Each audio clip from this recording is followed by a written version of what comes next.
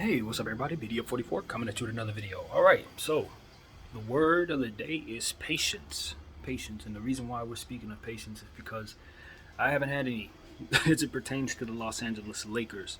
And I understand that the appearance of, you know, leadership and ownership or what have you not making decisions as quickly and as swiftly, or rather coming to the conclusion that changes were needed as quickly and as smoothly as I would have liked it.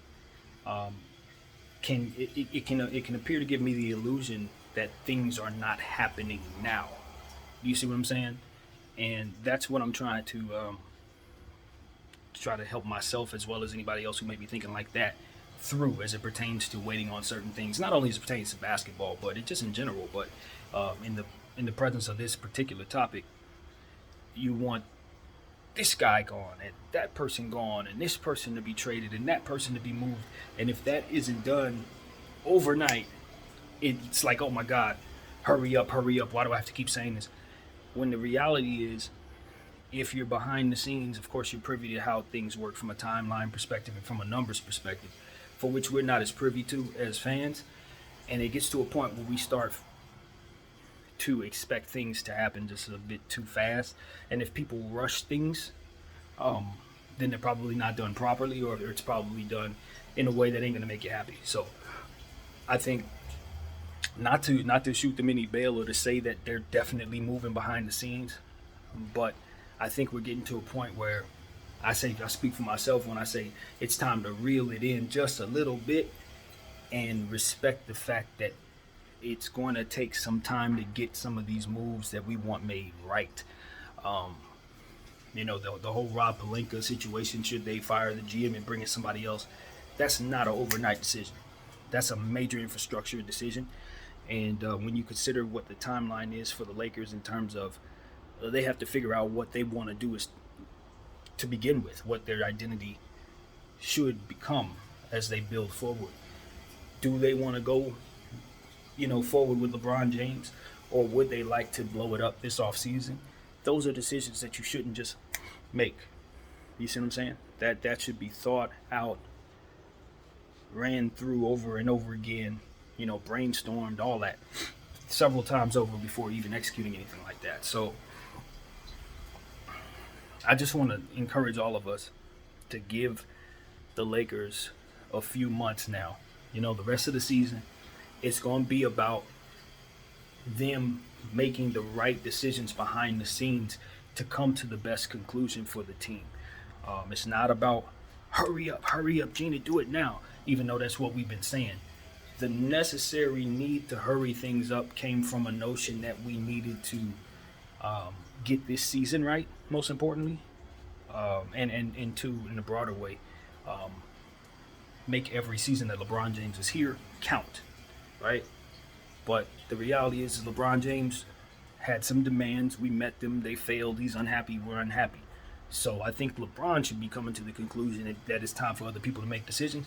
And it's time for us to come to the conclusion that we need to make some decisions that would bring those people in. And I think that a lot of people the narrative is now running, and I've been pushing it as well, that Jeannie has surrounded herself with her friends, and because of it, maybe she doesn't want to bring others in, maybe from outside organizations or people who might be really, really, really great prospects, because they didn't have this Laker connection in their lives. They're not connected to the organization. That's been reported, and that's something that I've believed, but it's still not necessarily something that has been confirmed to us. So when I say that narrative is being pushed, I mean just that. Doesn't necessarily mean it isn't true, but that is in the forefront of our minds. It's not coming from Jeannie herself. I think if it is true, I think that, like I always say, you got to trust people to be in their own, in their own best interest, I guess is what I'm trying to say. Maybe I don't necessarily trust them to be in mine, but if I delegate them to do things that put them in a position to see their own interests come to light in their position, then they will continue to do their best within that position, and we'll see our interests align. So I think that's what I would say if that narrative were true. It's like, Maybe you don't trust people in your personal life, but as it pertains to business, you bring in people that you trust to be on their own side and help them do that. And that's how you win that way. And but if it isn't true, I don't know if she needs to actually come out and say, "Yo, these friends of mine aren't necessarily making decisions." But I think there needs to be some way to present that information to us. Present a pecking order, or I've heard the idea of hiring a president, like they had Magic in that position. I think that's a pretty solid idea. That way, it gives us a clear cut person to go to answer questions about basketball things. As to which Jeannie's doing a lot of that herself, and I just think that she would probably now like to not have to answer some of those questions. Give it to a pro. Give it to a pro. You know. And look, I think, I'm thinking something that I think Jeannie would probably to consider. But the Lakers having an open position with their coaching, their GM situation, possibly a presidential position open, I think she has a chance to do some Trailblazer stuff. Now, I'm not saying reach on some affirmative action or whatever, what have you. I'm not saying get a black person, get a woman, you have to get a gay person. That's not necessarily what I'm saying. But what I am saying is, here's an opportunity to do some things that maybe some other owners may be looking to do going forward in a progressive way.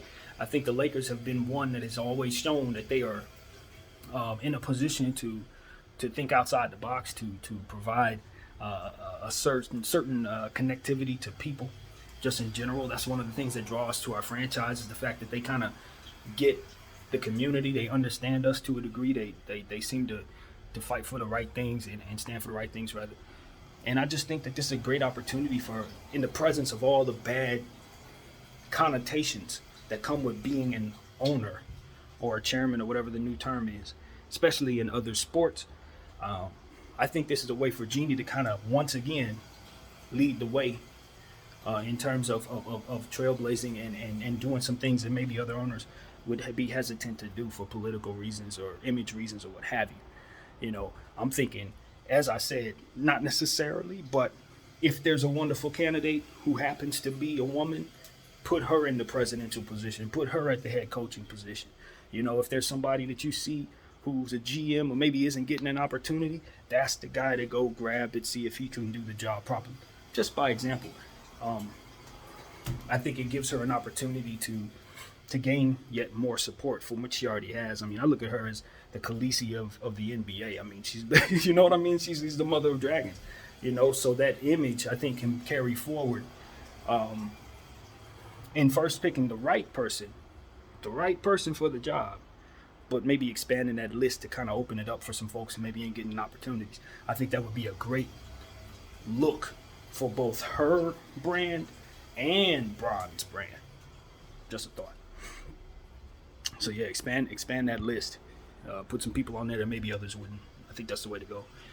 And you never know. When you do that, you might find that you'll love the results even more.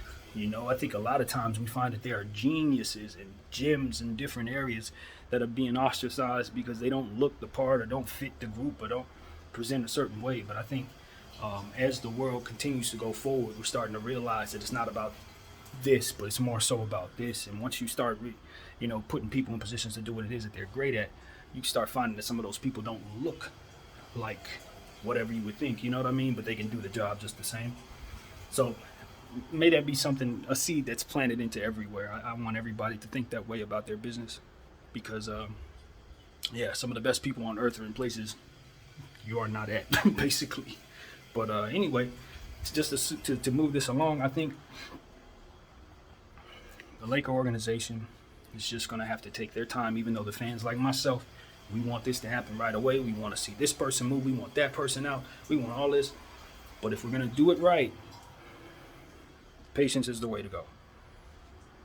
That's what I've learned in watching other people and making mistakes, watching other organizations be patient and things fall into place. I think about Philadelphia and how I was adamant about how they should move Ben Simmons for what I thought they should move Ben Simmons for, but ultimately got what they wanted because they were patient, regardless of what others thought about that. And that, however you felt this should play out for the Sixers, whether you were in agreement that they were playing this the right way, or you were like me and didn't like how it was going, at the end of the day, the results were what they wanted. Damn what we thought, damn what we felt was right or wrong, damn anything that had to do with Ben Simmons. They said, we're going to be patient. We're going to trust that we've done the work that maybe can put us in a position to have James Harden come through. And because we're confident we can do that, we're not going to settle for anything less. So, given the fact that they have him now, you have to think that was the way to go. And I follow that in regards to being patient. So I think the Lakers should think the same way. I don't think fear should make us make bad decisions like it maybe has in the past. I think a lot of people are telling you, if you let go of LeBron James, you'll never win another championship. They don't know that. They don't know that. You know what I mean? I'm not going to sit up here and pull a Dan Gilbert and say Bron ain't going to win another championship before we do. That's not something we have any control over. It's none of our business if we were to move on from Bron, what he does with his career. But what I can say is for ourselves, we can build. I don't believe that the Lakers are incapable of building. We have the best locale and the best brand in the sport. So the fact of the matter is, if anybody can create another great team and not have any problems bringing people to us, it should be us. So the notion that, the Lakers, you ain't never going to overcome. Who do you think we are, the Kings? Do we look like no disrespect, but do we look like those teams? Don't play with us like that, Chuck. Don't play with us like that. We won before LeBron got here. Why would we not be able to win after he leaves, bro? Come on now. And I know, Laker Nation, we understand that Charles Barkley is not a fan of ours. He don't like us. He ain't liked us. He ain't like Kobe when Kobe was running around doing all the great stuff. This is the same dude that left Kobe off his top list, top whatever it was, many years ago. You know what I mean? He had a special hatred for the Los Angeles Lakers probably since his playing days. And I think it has to do with him being rumored to have been going to be traded to the Lakers and it not coming through, and that not happening. I think he's hated us ever since. So I take what he says with a certain grain of salt as it pertains to this franchise, because it's always from a negative perspective, no matter who's wearing the jersey. But, that was yet another one of those egregious things. I just felt like, I think it was Shaq that actually said that. Now to take it back, it was actually the big fella who said that. So I apologize to Chuck, but you're still a Laker hater. Real talk. But either way, I got to disagree with the big fella just the same. I don't think that. I don't think that we can't win, bro. I think it's an egregious statement to come from you, even more so than it would have been for Chuck, because you were the one that helped us win before that. You were the one that was here helping us win before LeBron got here. So why wouldn't we be able to win after he leaves? I don't understand that. I don't get it. I don't like it. So yeah, sorry, Chuck. I'm a man about mine. I messed that up. But you're still a hater. You said a lot of stuff I don't agree with. But either way, man, that was Shaq. And it's just one of those things where it's like, it's a lot of people who want to see Bron succeed, and I'm one of them. So they don't want to see LeBron fail being a Laker. They don't want him to get traded. So they're going to say things that, that are going to help that process as his boy. But, I'm from another different position. I'm a Laker fan. I'm not necessarily a Bron fan. I'm rooting for him to succeed, but not at the expense of my franchise. Not over the benefit of what we're trying to do. So that's just my point of view. But I do not at all think that if the Lakers blow this up this upcoming season, that we can't build ourselves out of that hole. Now, if you're talking about right away, of course not. Of course not. You know what I mean? If you're talking about, the Lakers aren't going to win this year and next year because they've traded Bron, of course not. But you understand that. I think the problem that a guy like Shaq would need to kind of dig in regards to this year's team is that we don't believe we can win with him either. He's the best thing that can get us out of the hole that we're in, to where if we're going to go down with the ship with aging LeBron James and have no assets, we can't provide him what he needs to win. So he can be great.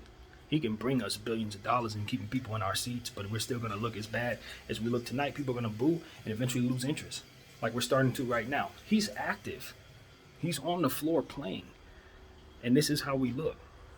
However, why doesn't necessarily matter. The point is, we got him and we suck. So all this talk about us not being able to win without him, fam, we're not winning with him. but we need to get better, and that's the only thing there is to it. If he can help us get better some magical way, cool. If he could turn back into 2010 Bron and drag this team to the finals and play for another 10 years, of course we want to give him everything. You give him everything. There's nothing to say. But 37-year-old Bron, that's not how you play 37-year-old Bron. You play him like, okay, what can you do for me now? Just like you would do anybody that age. You got to be smart. And I just feel like telling the Lakers to go forward with Bron at this age, with the kid variable looming, how he wants to play with his child, like these different things, there's too many different negatives for us to not have a pick until 2027 and then not have no way, form, or shape to get young talent and to keep the talent necessary to keep him winning. I just know better. He's not the problem. But since he's his age, it is a problem for us within the circumstances we're in with this cap space and these undesirable contracts. So no, it's not as simple as just looking at Bron and saying if you let him go, you can't win. If you hold him under these circumstances, you can't win. So that's the truth. Whether people want to believe it or not, from somebody who's been watching this team as closely as I have all year long, no, he's not the solution to our problems. He's not. If anything, he's a deterrent to other people doing their jobs properly. It's bigger than basketball. So, at this point, I'm just looking at it and I'm saying, I don't take for granted having the best player in the world, but it comes with so many negatives for this particular situation. Maybe another franchise take him on with their group and have no problems. Us here now, these circumstances, he's too expensive to hold. That's the truth. He is too expensive to hold with everything else that we got. Now if we get rid of Russell Westbrook and bring back cap space, hooray. Everything's fine, literally. It's one move that'll save the world, because then you can build around him and AD, or trade AD and have two cap space max contracts worth of money to give to somebody or somebody's. Voila. All is well in the world.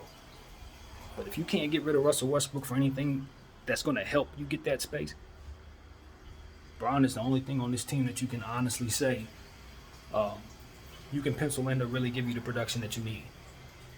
As everyone says, the best ability is availability, and that's what AD does not provide. And while Westbrook is great at that, unfortunately when he's present, he's still not present. That's how bad he's been for us. So, and the sick thing about the whole situation with Westbrook is that he hasn't gotten any better. Time has progressed. I thought by now some of the problems that he had would have shaken off, or he would have found a niche within this situation. He looked as bad in this last game as he's looked in any of the games he's played. He's not improving. So what you want me to say? It is what it is. So that's what I got to say, man. I'm sure the Lakers play today. I believe it's the Los Angeles Clippers. I guess I'll give you an entire video on that. I'm pretty sure I'm going to say something along the lines of look out for certain players on the Clippers, expect the Lakers to lose, because that's pretty much what it's going to be. I have a good mind to actually leave it at that and tell you guys what's up after the game. But, I'll try to stay as consistent as possible. But this team just sucks the desire out of you. I know I'm not alone when I say that. They suck the life out of you. You don't even want to talk about them unless you're addressing their problems. And I listen to everybody talk about the Lakers. It's hard to find something good to talk about when talking about this team. It's fun for me because I can look at the problem and see ways of fixing it. It's like that's how my brain works. But just as a team of basketball players to watch, boy, it's hard. I like some of the young players, but I don't have a good mind of watching Bron shooting threes, man. Unless they're falling like they were in that third quarter, in that previous game, I don't want to see him pull up and jack up a long three and it clank off the rim and we ain't got no rebounders because we're running him at center. It's like, come on, fam. It's too much of a blasphemous moment sitting there watching this team. That's the wrong word, but it's like it's an abomination to sit there and watch this team like that, man, as they continue to make these same mistakes over and over and over again. But that's what it feels like to be a Laker fan these days, and that's why I talk the way I do, man. And this is the beauty of the times that we're in. We can use that voice, and hopefully you get to the right people. So that's what I'm about, man. BDF 44. Yeah, man. That's what I got. BDF. Peace.